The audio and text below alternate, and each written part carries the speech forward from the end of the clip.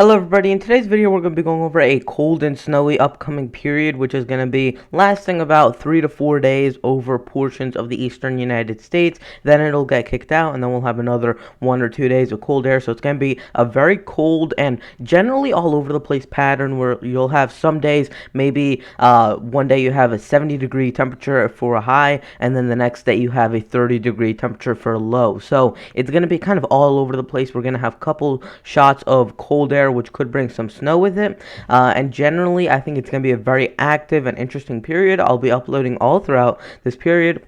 One thing I want to say, I am sorry for having to upload a little bit later than normal. I just had a couple things to do with school, so I wasn't able to upload at my usual time. So I'm uploading about an hour or an hour and a half later than what I would typically do. So hopefully that isn't too big of an issue. Now, something I also want to point out, we have already broken the record from 2005 when Theta formed. Theta is currently moving towards Portugal in that general area. This is the 29th named storm. This is our 8th Greek named storm. So we've had 30 systems in total because one of them was a depression that did not form. We've had 12 hurricanes, 5 major hurricanes. We have another system still out in the Caribbean, which is Iota, which is potential Iota. It currently has a high chance of forming. And we've already had 12 U.S. landfalls with 320 fatalities and 35.961 billion U.S. dollars of damage this year. So definitely it has been a very active hurricane season and unfortunately a very fatal hurricane season as well. I just wanted to point that out right off the bat because we did already break the record and we could be going on to closer to 30 or 31 named storms, which is actually quite close to what I forecasted back in August. So here would be the current National Weather Service page, and let's start kind of getting into the video here. Flood watches for portions of the mid-Atlantic as we get a front that moves by, bringing in some of that moisture to portions of the mid-Atlantic and parts of the Northeast. We have tropical storm warnings, tornado watches, hurricane watches, as well as some flood watches and some tropical storm watches in effect for parts of western and central and even northern Florida there. We also see some winter storm warnings and winter weather advisories for portions of Montana and Wyoming, with some winter storm watches in effect for portions of Oregon there, with some high wind watches for parts of Oregon and Wyoming as well. So here is the European Ensemble model. We're going to go day by day, then we're going to look at the daily low temperatures for every single day within the next 10 days or so, and we're going to also look at some of the snowfall totals from this time period. So here would be by tomorrow morning, we're looking at some cold air out west and over parts of the central United States. We're starting to see some of that colder air. We still have that very, very warm zonal flow through portions of the eastern, pretty much the east coast, because we have this system that's dragging a warm front along these areas. So we have a warm front up to the north that's bringing in all that warm air from the south. So you have record-breaking temperatures in terms of the warm temperatures out east and record-breaking temperatures in terms of cold temperatures out west, and that cold air will provide brief relief for portions of the eastern United States as you see that pulls through.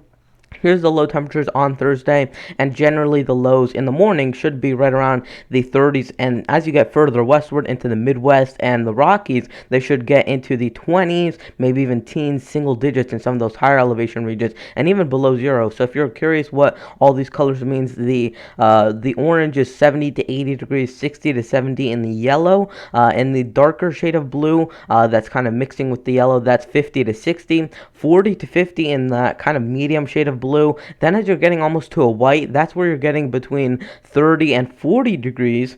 And then once you get into the reds, that's where the lightest shade of red, that's 20 to 30, 10 to 20 in the darker shades of reds. And then as you're getting into those purples, that's 0 to 10. And anything in those kind of green shades, that's where you're below 0 degrees. So this is all in Fahrenheit, by the way. So here would be by Friday, so we're looking at that cold air now moving into the Midwest, and this is going to be really the biggest shot of cold air over the next 5 days or so.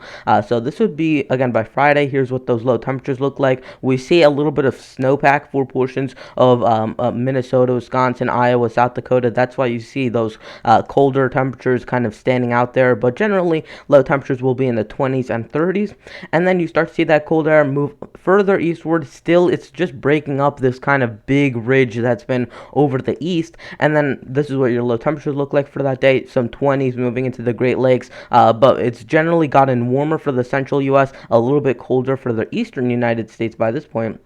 Here would be by Sunday morning, the 15th of November, and we're looking at that warm air coming back into the eastern United States. And you guys might be a little bit disappointed if you do like cold and snow, but watch what's happening out in the western United States. This will pivot into parts of the eastern United States. So let's see how that plays out. So we're going to see pretty warm temperatures as we get to Sunday, November 15th, especially over the central, and I would say pretty much areas from the Appalachian Mountains westward all the way until you hit probably the central plains. That's where you're looking at those warmer temperatures, colder temperatures out in the Rockies and further west from there. Then as we continue forward, you start to see this arm of cold air digging into portions of the central United States. We also have to watch out because we have a lot colder air up in Canada, and this will also unleash as we continue on with time. We have again that next system moving through, so you're going to see temporary very very warm temperatures near record breaking again over the east coast. We see more ridging out in the west, which means that eventually you'll have to get some sort of trough to dig into the eastern United States to kind of balance this out. So if we continue through time, here would be by Monday, again November 16th, and we're looking at widespread 30s and 20s through much of the country. The Rockies are warming up by this point. It's cooling down through the Great Lakes and the central United States as a whole.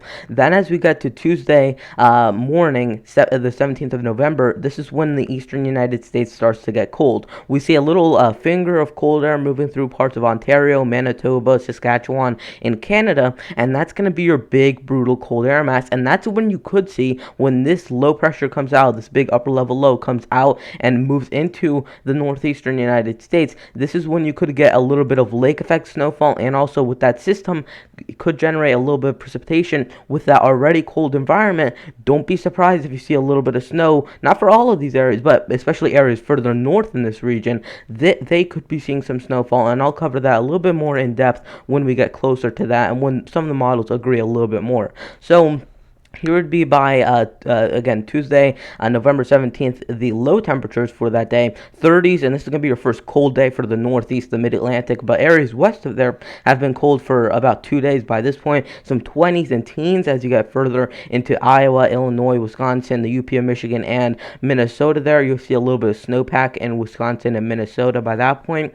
And then if we continue forward, here's when it starts to get very cold. Something we have to point out, this is a 51-member ensemble model, so it's averaging out 51 different solutions of what's going to happen on this day, and then this is the average of them. So, and this is also in Celsius. So the temperature anomalies are in Celsius. The actual low temperatures are in Fahrenheit. I know it can be a little bit confusing, but there's nothing I can do about that. But you have to notice that even though these are only maybe 4 or 5 degrees below normal, in reality this could be closer to 10 or 15 degrees below normal, because you do have a couple of models that have a very warm bias within this bunch of models that are being averaged out that are going to show maybe 1 or 2 degrees above average. If you have another model that's showing 20 degrees below average, you're only going to get an average of about maybe 10 degrees below normal. So even though some of the models are showing 20 degrees below normal, you're not going to see that represented on this map. This is just to show you where the cold air will be, where the warm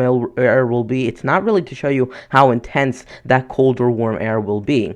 Then as we look at your low temperatures for that day, and we're looking at maybe some 20s. As you get further inland, you might even get into the low 20s, maybe even the teens. So that's something that we have to keep an eye on. Especially, you might get into the teens in interior Maine, interior New Hampshire, much of eastern Vermont, and then as you get into the higher elevations of Massachusetts and New York there. So here to be by Thursday, November 19th. This is when it's really starting to get out of here, but you're still seeing a little bit of lingering cold air through the east coast, and that's going to be reflected within your low temperatures, where you'll still see low temperatures maybe hovering right around 30 to 25 degrees Fahrenheit.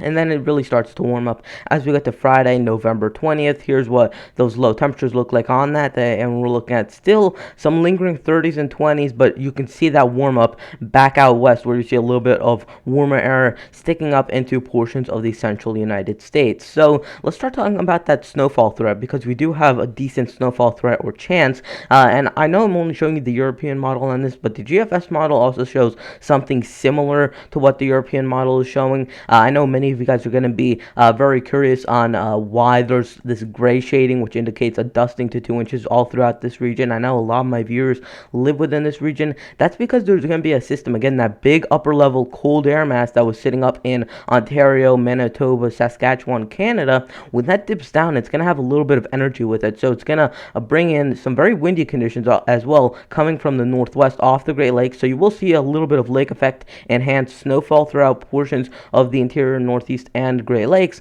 And we're also going to be seeing a little bit of moisture just from that system that'll dip down and might produce a little bit of snowfall through these regions. So that's something that we have to keep our eye on. And if that really does pan out, I will definitely make a video on it. Now, here it is going through 30 days on the European Ensemble model. Again, averaging out 51 different models and showing you what's happening. The last one was just the European model, just the standard European model. Here's the Ensemble model, and we're looking at anywhere in those grays, under 1 inch to 2 inches, 2 to 6 inches in the blues, 6 to 10 inches in the purples. Anything above that is in the pinks, the lighter pinks, the blues. That's where your 10 plus inches of snowfall. So you see quite a lot of snowfall, especially out west. But then as you get to the Midwest, the Great Lakes, and parts of the Northeast as well, you're looking at maybe closer to 2 inches of snowfall plus in many areas. And this is really a good indication once you get into those darker grays and the blues, or especially as you get into the purples and pinks. That's where you have a very high likelihood of seeing snowfall within this period. Here's that 45-day snowfall outlook. This is going from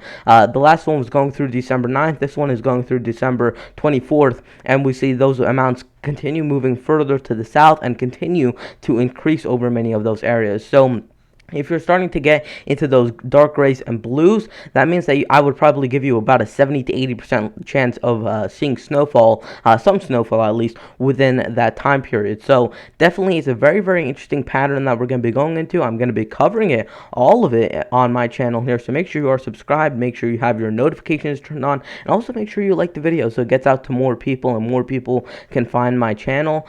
So if you I would really appreciate it if you could go do all of those things. Anyways, guys, that is going to wrap it up for today's video, and I'll see you guys in the next one. Goodbye.